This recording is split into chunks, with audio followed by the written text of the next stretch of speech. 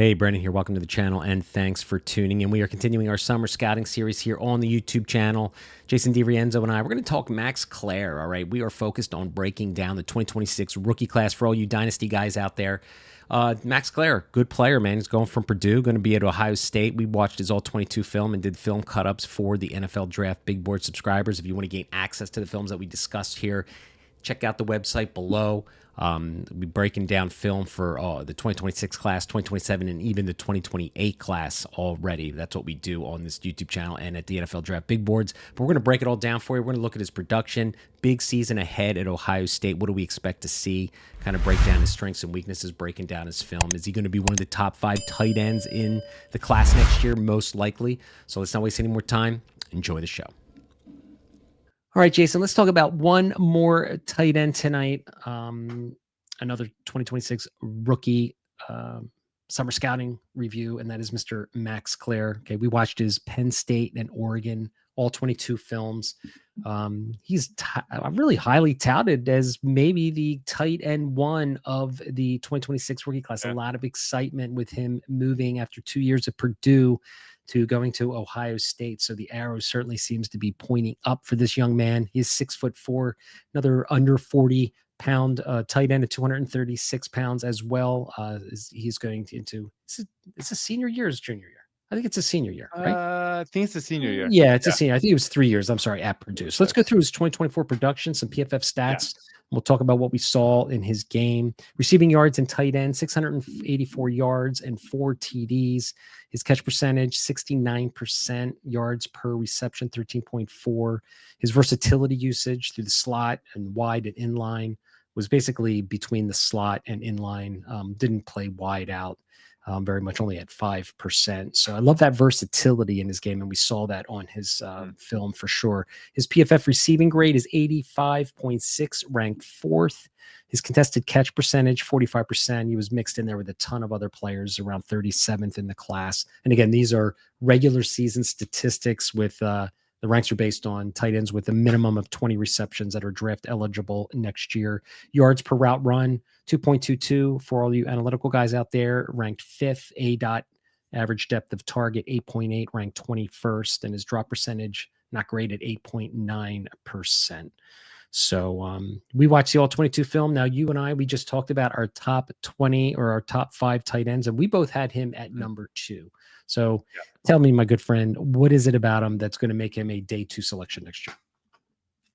I think initially, like, you see the acceleration off the line, and it's pretty good. And I think if he's in soft coverage, he can eat into a cushion pretty quickly. I think he attacks the defender with his, with his eyes and just the narrow ability of thinking he's going to go vertical and then break. And it's really at the break where everything kind of breaks down.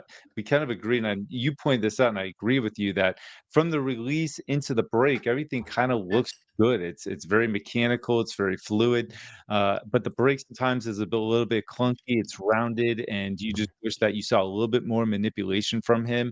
But you, after the break, you see a bit of a gear change. He'll hit a bit of an accelerator, and I think the hands are pretty good, even though the drops were kind of there. We saw him fumble in one of the games, but I like the hands. I think they're pretty solid, and the catch radius is there. He'll extend out without losing any momentum or speed. He's got good body control. He's that type of guy that I think is going to be more of an intermediate to short yardage pass catcher. I don't know if he's going to give you much after the catch. Like, I just didn't really see that from him. As a matter of fact, it's something I should have brought up a little bit before, but he seemed to go down a little bit too easily once he made contact, and I wanted to see him fight a little bit more. You saw it at times, but not consistently.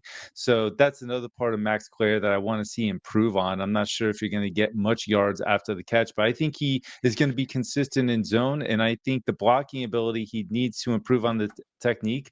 But I can see where that may not take him long. You can tell that he's trying to work on that. The hand placement isn't bad, but the base and the on the move needs to get some work. But I was listening to the Cover 3 podcast with Bud Elliott doing the summer school, and he was talking about Ohio State, and they were talking about the rotation of the receivers and where the target share is going to go. And I hate that I can't remember the beat reporter's name, but they brought up Brandon Ennis, and he's like, "Whoa, whoa, whoa! Don't forget about Max Clare." Like they've been talking about Max Clare, they're excited about Max Clare, and they think that he could even be the wide receiver 3 in Ohio State the way that he's been performing this offseason. So, I mean, it's great to see that he's getting that type of recognition in such a loaded room that with the target shares, this could be a great opportunity for Claire to raise his draft stock. Yeah, I remember hearing Day say that he was one of his number one targets, in the Yeah, portal, it's huge. to Yeah. really upgrade that position. And I mean, everything that you said is pretty much spot on. I like this quick release too, off the line of scrimmage. I thought it was really good, and I agree with you at the top of his stem as well. He seemed to, not be as crisp as we would maybe like to see, but his versatility, I think, is going to be really good. And I think Yeah. he's just a fluid route runner. He seems to be very fluid with his movement skills, which is nice. Yep. And he's a space creator, kind of really knew where to find the gaps in the zones. And you're right. I thought his hands were pretty good. He did have that one fumble, but really had some good receptions as well. And I thought I was impressed with his blocking. I mean, I know there were times where he was getting beat, but I love the physical toughness that at least he displayed in Hmm. really Yeah, you see trying the to willingness and competitiveness for sure. to attack these these linebackers and stuff, and in a couple of those run plays as well, he's blocking downfield, which is going to be good because I think it's an underestimated part of the that we don't really look at, probably more that we should, that I think NFL franchises want to as well, is they want that guy that can create space out there as well, but also provide a little bit of muscle inside as well. So I agree with you too about his long speed. His yards after the catch, he didn't seem very explosive with the ball in his hands, but he knows how to get open, and I think he's Mhm. a great navigator through traffic to make himself available for his quarterback. So given the fact that Sayan is going to be a very young quarterback, he might just have a great season up there and be that security blanket. If he's not willing to throw those go routes to Jeremiah Smith down the boundary, he might be looking for Max Clare a ton this year. So we'll have to see how that all works out. So draft capital wise, you think he's a day two, lock at this point? I think he can be. Yeah, I mean, if Mhm. if we're talking about the type of production that he could get in an offense where he's going to be in the spotlight quite a bit with that Buckeye team, I mean, I could see it. Yeah. So I don't know, when we did our tight end discussion, I don't think we thought there was going to be many round one tight ends this year. Somebody might Oh, pop, no, but it's early. Yeah, but that's why we're doing right. this, to identify what we want to see Tyler Warren, man, we weren't next talking about him Claire. until yeah. That's true. So who knows? NFL role, long term potential starter. I have, like, I don't think he starts out of the Yeah, I think so gate.